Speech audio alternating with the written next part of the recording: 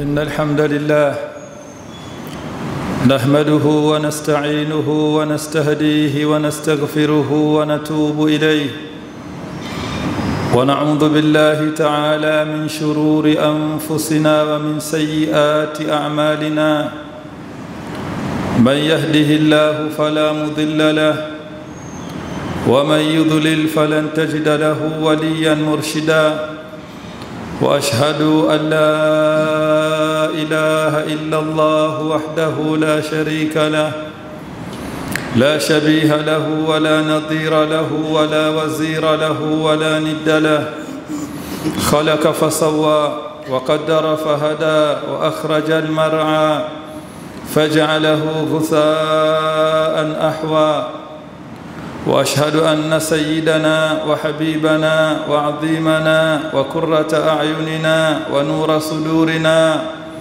محمدًا عبده ورسوله نبي سلم الحجر عليه ونبع الماء من بين أصبعيه يا خير من دفنت بالكاع أعظمه فطاب من طيبهن الكاع والأكم نفس الفداء لقبر أنت ساكنه فيه العفاف وفيه الجود والكرم اللهم فصل وسلم وبارك على سيدنا محمد وعلى آله الأطهار وأصحابه الأخيار عدد نعم الله وأفضاله أما بعد عباد الله فإني أوصيكم ونفسي المذنبة الخاطئة بتقوى الله جل وعلا قال الله تبارك وتعالى ولقد وصينا الذين أوتوا الكتاب من قبلكم وإياكم أن اتقوا الله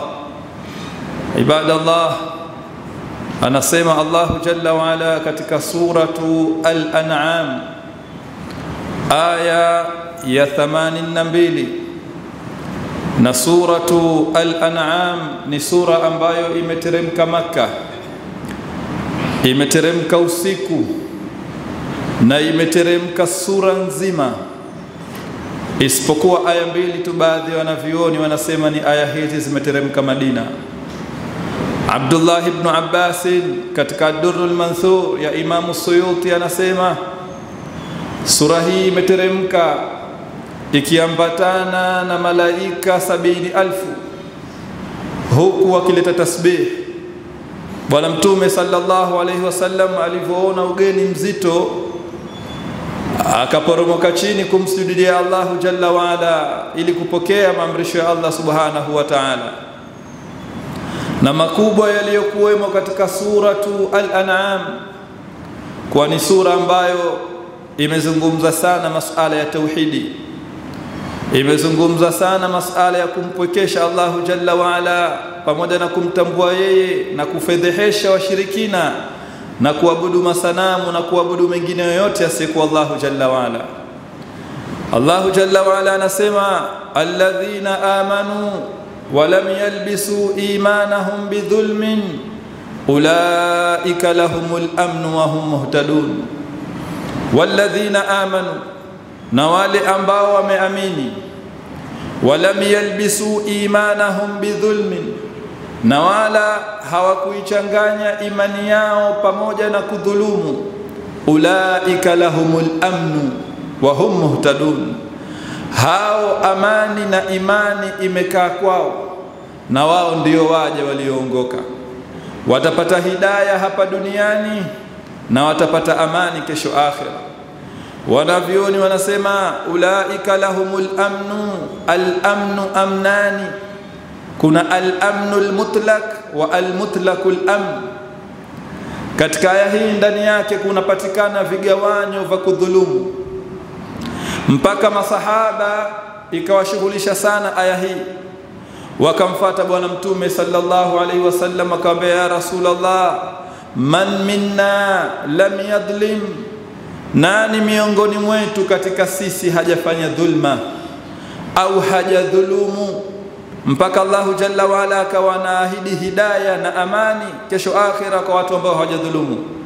Bwana Mtume sallallahu alaihi wasallam akamwambia, ama dhulma iliyokusudiwa hapa hamjasoma kauli yake Allah jalla wa ala wakati akimtaja mja aliyekuwa mwema, wa idh qala Luqman libnihi wa huwa ya'idhuhu. Kumbuka ewe mtukufu wa daraja, wakati Luqman akisema kumwambia mtoto wake wa huwa ya'idhuhu, huku akimpa mauidha, ya bunayya la tushrik billah inna ash-shirka la dhulmun adhim. Ewe mtoto wangu kipenzi, usimshirikishe Allah, hakika ya shirki ni dhulma iliyokuwa kubwa. Walladhina amanu wa lam yalbisu imanahum bidhulm, dhulma iliyokusudiwa hapa ni shirk. Adh-dhulmu thalathatu anwa, dhulma ziko za aina tatu, na dhulma iliyokuwa kubwa ni ile ambayo mja kuiondoa haki ya Allah jalla wa ala juu ya kumwabudu yeye, akamfanya al-Khaliq muumbaji kuwa sawa na viumbe, akamfanya Allah mwenye kunufaisha kuwa sawa na viumbe, akamfanya Allah mwenye kudhuru, akamfanya Allah mwenye kujua kila kitu, akamfanya Allah ambaye mambo yote ya duniani yako kwake, akamlinganisha na wengine waliokuwa dhaifu, imma katika biashara au imma katika matibabu ya afya. Ikawa madaktari wanakuambia angalia upande mwingine, pengine kuna nguvu nyingine isiyokuwa ya Allah, kuna mkono wa binadamu una nguvu. Ikawa mwingine anasema mimi karibu nitafunga duka langu, manake majirani zangu wananiambia fulani simuwezi kwa kutumia mizizi, fulani simuwezi kwa kuroga, fulani simuwezi kwa kufanya kadha wa kadha, ndiyo maana siuzi, na nishahama zaidi ya sehemu 3 siwezi kukaa. Hakuna dhambi kubwa, hakuna dhulma kubwa ambayo binadamu anaifanya kama dhulma hii ya kumshirikisha Allahu jalla wa ala, ambayo Allah jalla wa ala anasema inna Allaha la yaghfiru an yushraka bih wa yaghfiru ma duna dhalika liman yasha. Allahu jalla wa ala hamsamehe mtu ambaye mpaka inafika wakati anakufa hali yako ipo katika hali ya kumshirikisha yeye, lakini Allah atasamehe madhambi mengine yaliyokuwa chini juu ya shirk. Anaweza binadamu katika umri wake na maisha yake kwa kutojua, kwa kutosahau, kwa kuzidiwa na mabalaa na majanga ya kidunia aliyokuwa nayo, akaingia katika mlango huo, Allah tuhifadhi. Lakini hatari iliyoje mja mpaka anaondoka duniani, yupo nyumbani kwake, akisikia paka tujua anasema hawa wananichezea, akisikia mkono wake tu unaumwa basi anasema tayari ameshafanywa sihiri. Ananasibisha madhara, ananasibisha kuumwa, ananasibisha kupata kwa binadamu, akimsahau Allahu jalla wa ala ambaye ndio muweza wa kila kitu. Kwa hiyo dhulmu thalathatu anwa, dhulma ziko za aina 3. Dhulma ya kwanza mja ni kumshirikisha Allah jalla wa ala. Waislamu tutubu na dhambi hili, tutakapotubu na dhambi hili fa ulaika lahumul amnu wa hum muhtadun. Ama dhulma ya pili ambayo bwana mtume sallallahu alaihi wasallam anaeleza, hadithi anahadithia Abdullah al-Ghifari radhiyallahu anhu, bwana mtume sallallahu alaihi wasallam anasema an kaulin min rabbi ya ibadi, enyi waja wangu, inni haramtu dhulma ala nafsi, mimi nimeiharamisha dhulma juu ya nafsi yangu, waja'altuhu bainakum muharrama, na nikaifanya baina yenu nyinyi ni jambo lililokatazwa, fala tadhalamu, waja wangu wenyenu kwa wenyenu musidhulumiane. Dhulma hii madhambi yake Allahu jalla wa ala atayasamehe kwa sharti ya kutafuta tahallul kwa yule ambaye umemdhulumu. Hadithi nyingine bwana mtume sallallahu alaihi wasallam anasema la tuaddanna alhuquqa ila ahliha yawm alqiyama. Bwana mtume anaapa, alafu anaweka taukid, na yeye ni asadiqul masduq, mkweli wa wenye kusema wa kweli, lakini anaapa anasema la tuaddanna alhuquqa ila ahliha, naapa mtakuja kuzirejesha haki za wenyewe siku ya kiyama, hatta tuqada ash-shatul jalha min ash-shatil karna. Hii hadithi wanavyoni wanatoa ushahidi kwamba mpaka wanyama siku ya kiyama watafufuliwa, Allahu jalla wa ala atamhukumu mnyama mwenye pembe ambaye kamdhuru mnyama aliyekuwa hana pembe. Ashatul jalha ni mnyama ambaye hana pembe. Mara nyingi sana ukiweka pamoja na mnyama ambaye hana pembe, na Mtume sallallahu alaihi wasallam mazungumzo yake makubwa, ogopeni sana kumdhulumu mtu ambaye hana pa kwenda isipokuwa kwa Allah jalla wa ala. Ogopa sana kumdhulumu mtu anasema mimi namwachia Allah atanilipia, kuliko wale ambao wanasema mimi nitakwenda kwa mkuu wa wilaya, mwingine anasema nitakwenda kwa mkuu wa mkoa, mwingine anasema mimi mjomba wangu waziri, mwingine anasema mimi hunjui nani. Hiyo nitaipata tu haki hiyo, lakini aogopewe sana yule mtu ambaye anadhulumiwa haki yake. Si maana kwamba kashindwa, haiwezi kuitafuta akaipata. Sasa mimi namuelekea Allahu jalla wa ala, nitasali salatu za usiku thuluthul akhir, namshtakia Allahu jalla wa ala juu ya dhulma ambayo umenifanyia. La tuaddanna alhuquqa ila ahliha. Kwa nini waislamu wasubiri mpaka siku hiyo? Na dhulma ziko nyingi wanazofanyia na binadamu wenyewe kwa wenyewe, ikiwa katika mali, ikiwa katika heshima za watu, ikiwa katika biashara, katika jambo lolote lile ambalo unahisi umemdhulumu ndugu yako, basi nenda katake msamaha kwako na yeye akusamehe katika dhulma hiyo ambayo umeifanya. La tadhlimanna idha ma kunta muqtadira, usidhulumu hata kama una uwezo wa kudhulumu. Fadhulmu, hakika ya dhulmu, akhiruhu yafdhi ila nadam, mwisho wake itakupelekea kwenye majuto. Wewe umelala, tanamu ainaka, wewe umelala, wa ainul madhlumu muntabihun, aliyedhulumiwa yuko macho. Yad'u alayka wa ainu Allahi lam tanami, amekaa usiku anamwomba Allah jalla wa ala, fulani nilimpa mtaji wangu, akasema anasafiri na kwenda mahala fulani, atachukua mzigo, atarudi na fedha zangu. Na katika aina za zulma ni almumatala, watu kuwa wanakopeshwa madeni alafu wana uwezo wa kuyalipa madeni yale, lakini hawapi wenyewe haki zao. Kufanya mumatala, hiyo ni katika dhulma, mpaka wanavyoni wakaitoa taarifu ya dhulma. Kwani dhulma ni kitu gani? Wad'u shay'i fi ghairi mahallihi, kukiweka kitu mahala palipokuwa si pake.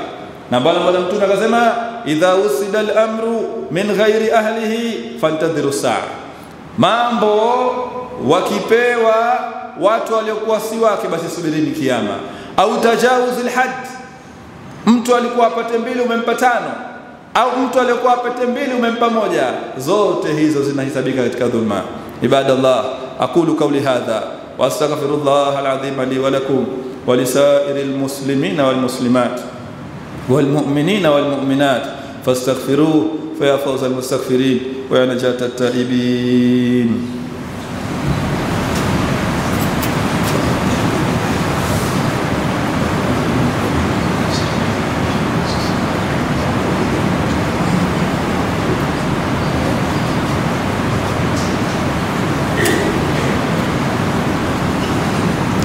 بسم الله والصلاة والسلام على رسول الله وعلى آله وأصحابه ومن والاه، وبعد. يا رب لك الحمد كما ينبغي لجلال وجهك والعظيم سلطانك، سبحانك لا نحصي ثناء عليك أنت كما أثنيت على نفسك، فلك الحمد حتى ترضى، ولك الحمد إذا رضيت، ولك الحمد بعد الرضا. اللهم صل وسلم على سيدنا محمد في الأولين، وصل وسلم على سيدنا محمد في الآخرين، وصل وسلم على سيدنا محمد في كل وقت وحين، وصل وسلم على سيدنا محمد في الملأ الأعلى إلى يوم الدين. وبعد. يقول الشاعر، شاعر mmoja anasema idha jara alwaziru wa katibahu wa qadhi al-ardi ajhafa fil qada'i fawailun thumma wailun thumma wailun liqadhi al-ardi min qadhi as-sama'i. Pindi waziri atakapochukua haki ya mtu pamoja na mwandishi wake, akafatwa hakimu wa kidunia akasema hii peleka huku, huyu bwana anasema fawailun thumma wailun thumma wailun liqadhi al-ardi min qadhi as-samai. Allahu jalla wa ala wakati anaeleza hali za madhalim na wakati anaeleza hali za binadamu wenyewe kwa wenyewe wanapochukuliana vitu vyao, Mtume sallallahu alaihi wasallam akauliza maswahaba, ataduruna manil muflis, Mnamjua mtu gani aliyefilisika? Masahaba akasema man lam yamliku dirham wala mata, yule mtu ambaye hana pesa, yule mtu ambaye hana thamani, hana athathi, hana asset, hana chochote, alikuwa nazo akafilisika. Mtume akasema la, lakini muflis man yati yawm alqiyama, ni yule mtu ambaye atakuja siku ya kiyama bisalatin wa siyamin wa zakah, anakuja na ibada, sala nyingi, anakuja na zaka, anakuja na siyam, walakin kadishatama hadha, ukiangalia katika matendo yake kamtukana huyu, wakadhafa hadha, akamsengenya na kumfitinisha huyu, wa akala mala hadha, akala mali ya huyu, wasafaka dama hadha, na akamwaga damu ya huyu. Huyo ndo muflis. Anasema fayukhadhu min hasanati, siku ya kiyama mtu huyu ikiwa hakuna kulipa dirham wala dinar, yatachukuliwa katika mema yake, apewe huyu fulani ambaye kadhulumiwa. Fa in faniyat hasanatuhu, ikiwa mema yake yote yashachukuliwa, maana wanaomdai haki si mmoja, wako wengi. Ukidhat min khatayahu, yatachukuliwa madhambi yake. Faturihat alayhi, yanachukuliwa madhambi ya aliyedhulumiwa, apewe mwenye kudhulumu, arembewe nao. Thumma turiha fi nar, kisha Allahu jalla wa ala arembewe katika moto. Limetumika neno turiha ili kuonekana jambo hili ni jambo zito sana. Allahu jalla wa ala ameandaa adhabu iliyokuwa kubwa sana kwa watu wenye kudhulumu. Kulil haqqu min rabbikum, waambie Muhammad ewe mtukufu wa daraja, haki inatoka kwa Mola wenu, haki haitafuti kwa watu. Kulil haqqu min rabbikum faman shaa falyumin, anayetaka maneno haya amini, wa man shaa falyakfur, asiyetaka na akatae. Inna a'tadina lidhalimina naran, hakika ya sisi tumewaandalia madhalimu moto. Inna a'tadina lidhalimina naran suradiku, tumewaandalia moto ambao hawezi kutoka, umezungukwa ndani yake, umezungukwa ndani yake na lahii, umezungukwa ndani yake na kila kuni zenye kunguza. Kulil haqqu min rabbikum faman shaa falyumin wa man shaa falyakfur. Inna a'tadna lidhalimina naran ahata bihim suradikuha wa in yastaghithu yughathu bima'in kalmuh. Watu wakisha kuingizwa kwenye moto huo, wakiwa wanataka msaada, kiu kubwa waliokuwa nayo, yughathu bima'in kalmuh, wanapewa maji yenye kuchemka kama dhahabu ile ambayo imetiwa moto inachemka. Yashwil wujuh, nyuso zao zote zitapukutika. Bisa sharabu wa sa'at murtafaka, ni kinywaji kibaya sana hicho ambacho atakwenda kukipata madhalim. Wa sa'at murtafaka, na makazi mabaya watakayofikia watu wenye kudhulumu. Ndio maana tukasema mwanzo al-amnu, kuna al-amnu al-mutlaq, kuna amani ya moja kwa moja juu ya wale watu ambao wamejiepusha na dhulma za aina tatu.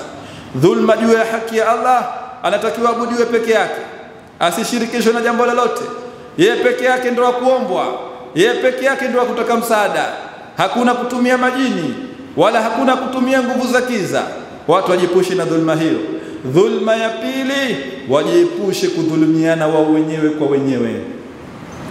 Bwana Mtume sallallahu alaihi wasallam katika hadithi yake kazungumza maneno mazito.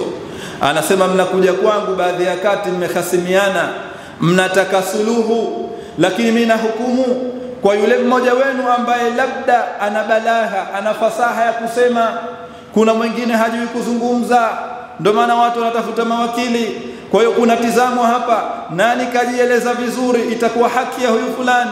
Mtume anasema mimi nampa huyu aliyejieleza vizuri, mtajuaje mimi kama haki ya huyu au si ya huyu? Baadhi ya wakati mtu anaona mahakama kutoa karari ikasema kwamba hii ni yako, hali ya kuwa si yake, anaona kama kisha halalishiwa.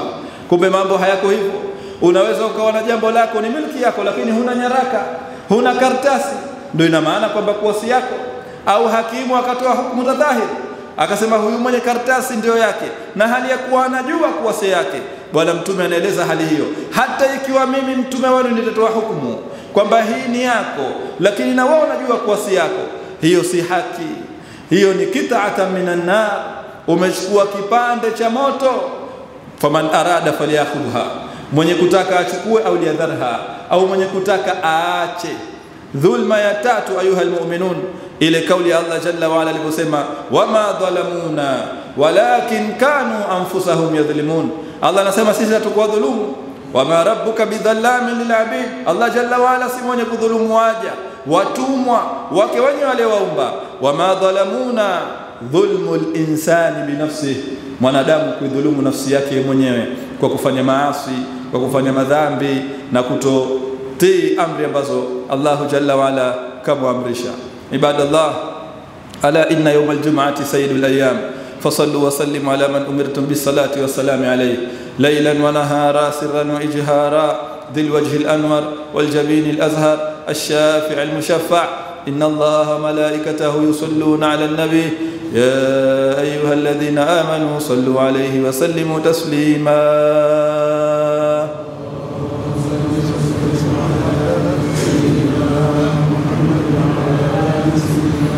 اللهم صل وسلم على سيدنا محمد وعلى آله كما لا نهاية لكمالك وعد كماله، وارض عن بكر الصديق التقي وعمر الفاروق النقي وعثمان ذي النورين الزكي وعلي الوفي الرضي وعن الستة الباقين. اللهم اصلح ولاة المسلمين، اللهم اغفر لنا المؤمنات والمسلمين والمسلمات الأحياء منهم والأموات. ربنا آتنا في الدنيا حسنة وفي الآخرة حسنة وقنا عذاب النار.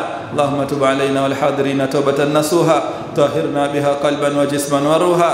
اللهم ارحمنا فإنك بنا راحم ولا تعذبنا فأنت علينا قادر. اللهم اعز الإسلام والمسلمين وأذل الشرك والمشركين ودمر أعداءنا أعداء الدين برحمتك يا أرحم الراحمين. اللهم بارك لنا في زنجبار، اللهم بارك لنا في زنجبار وارزقنا الخير والأمن والأمان والاستقرار، ورخص فيها الأسعار، كثر فيها الطلبة والعلماء والأخيار برحمتك يا عزيز يا غفار. عباد الله، إن الله يأمر بالعدل والإحسان وإيتاء ذي القربى وينهى عن الفحشاء والمنكر والبغي يعظكم لعلكم تذكرون. اذكروا الله الجليل يذكركم واشكروه على نعمه يزدكم ولذكر الله أكبر والله يعلم ما تصنعون. وأقم الصلاة.